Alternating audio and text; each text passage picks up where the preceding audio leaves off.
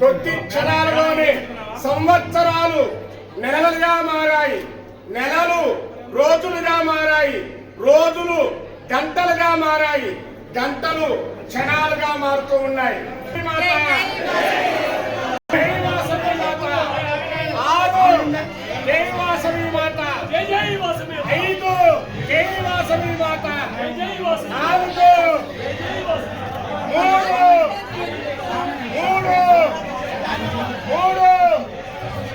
చెప్పాలందరూ జై వాసవి మాత.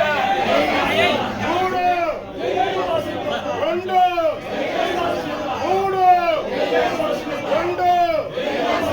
3 త్రిమూర్తుల తత్వం 3 అంటే 2